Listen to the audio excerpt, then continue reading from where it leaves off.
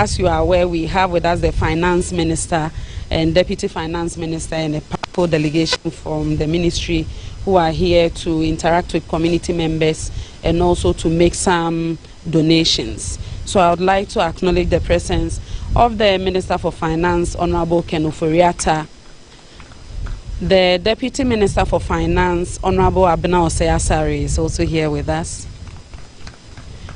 We have with us the Chief Executive Officer of Volta River Authority, Mr. Emmanuel Enchidakwa.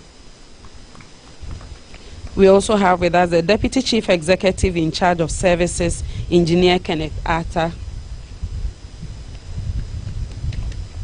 We have with us, of course, the District Chief Executive of North-Own District, Honorable Divine Osborne Fenu.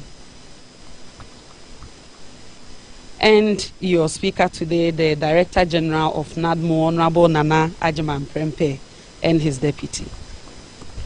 So on that note, I will yield to DG and his deputy for their responses and also their concluding remarks, so that we move to the second part of today's program where we receive the Finance Minister's donations.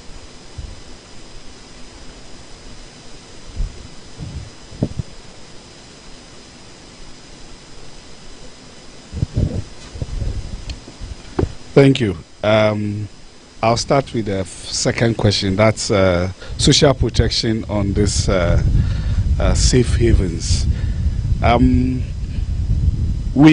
As I mentioned earlier, that we have some targeted relief administration or distribution we do.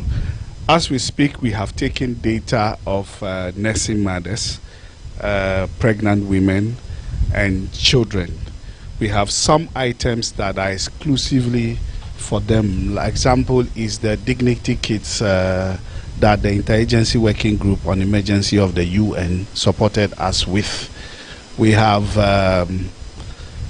is it lactogen 1 or something, and some other things that are for nursing mothers too as well.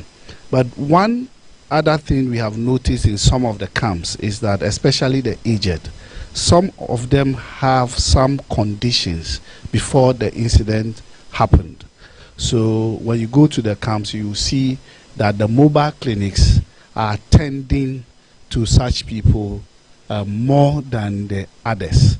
And the hospitals in these affected areas have been directed by the Ghana Health Service to have isolation centers to take on cases and deal with them for free. And that is also happening. The ambulance service is also on standby. Any emergency relating to any affected persons on the compound of the safe havens, they quickly move in and rush these people to the clinics or hospitals for attention. We have one particular case of St. Kizito too as well. We had an emergency, a woman in labor. So in the night, we got the ambulance service to go and get the woman to the Bator Hospital. 2 hours of getting to the Bator Hospital, she delivered.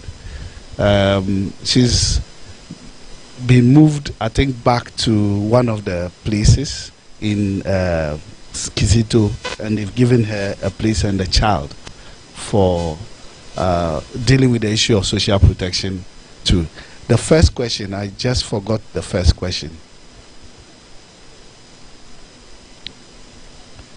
Existing challenge in managing the, yes, the biggest challenge we have had was that, you know, it is not a one-off event. It was an unfolding situation. So, NADMO, most of our responses, what we do immediately is to do search and rescue. After that, we do an assessment and start our relief administration. But this one, you have to be doing all three at the same time because it was an unfolding situation. We were rescuing people, doing evacuation, at the same time, we're doing an assessment, at the same time, you have to be administering relief. It is just for a few days now that we have not been involved in rescuing or evacuating people. Another very serious challenge, which I will say Even though, thanks be to the Almighty, we didn't record any death as a result of this incident. But if we are not careful moving into the future, that could happen. Is our, I would say, our mindset. It was difficult for us to relate to this kind of incident. I led from the NADMO side on the simulation exercise that we collaborated with VRA on. In the course of doing the simulation exercise, we were looking at this kind of spillage as far-fetched, because history tells us that the last time that something of this nature happened at this magnitude was in 1963. I wonder how many people sitting here were born by that time. So it would have been difficult to relate that this is the extent to which the inundation will happen. The last spillage of VRA, which was in 2010, did not record this level of inundation. So when the information went out that VRA was spilling, everybody thought it's still the normal thing. It is only in our farms that nobody will move. It is until the water started coming to them in their homes that they started moving. So even though the emergency preparedness plan, which is an early warning plan, the objective of an early warning plan is for you to get out of harm's way or out of danger before the incident happens. That was the difficulty. We found it difficult to relate. I, as a disaster manager, in doing the simulation, had at the back of my mind, oh, this will may not even, we might only have phase 1. We might not even get into phase 2. But we nearly got into phase 3. So, well, this is going to serve as a wake-up call for all of us to take heed to early warning system and early warning notices. The VRA has a very elaborate emergency preparedness plan where they engage even to the assemblyman before they spill. And these protocols were followed. But as I said, the challenge that, oh, this happens every year, but it might not get to this level. In wrapping up, we'll like to commend everybody who has supported us in carrying out this.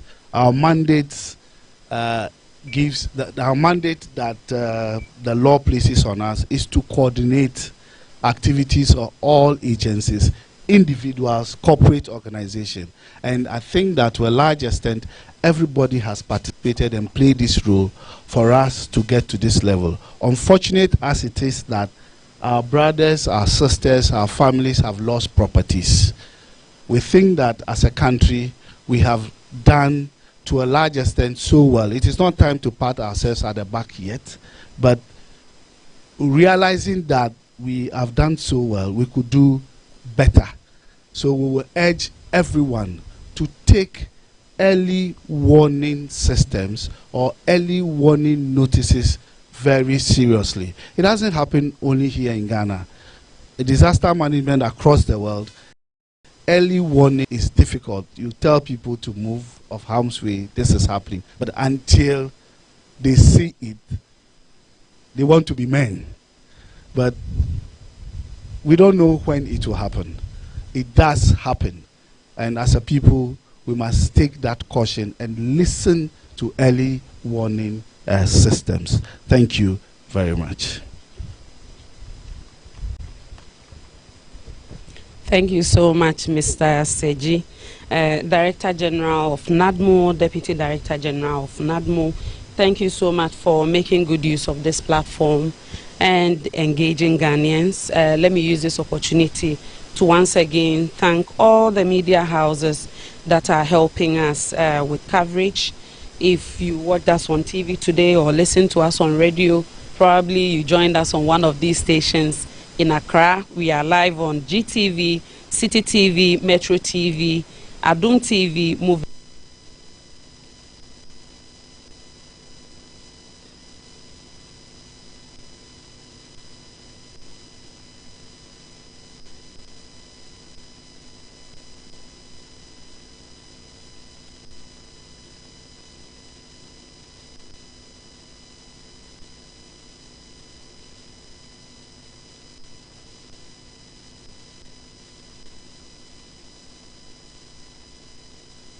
moments, and we are doing them one after the other. So please, the press, don't leave yet. Stay with us as we invite the Finance Minister to make his presentation and donation to the Director General of NADMO. I believe he will be joined by his deputy and the District Chief Executive for Northern Districts. Thank you. Honorable Minister, please.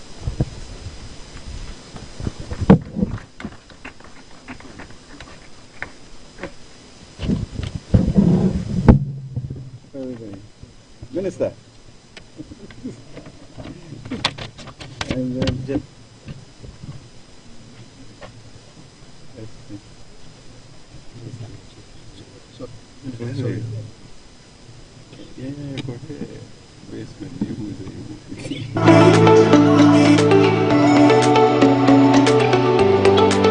Keja October, Alohan Tongbi, Niji Nyomenyo Kedwe National Emergency Contact Center, Kemei, Kemaji, Ninwafwa, Efitia Menibi Srote, Ebo Inshramo. No, try boy.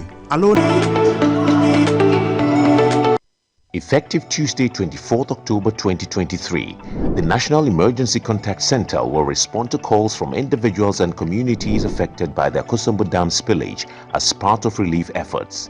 Dial 311 on all networks if you need urgent support or have feedback on relief efforts in your community, and our teams will attend to you with dispatch.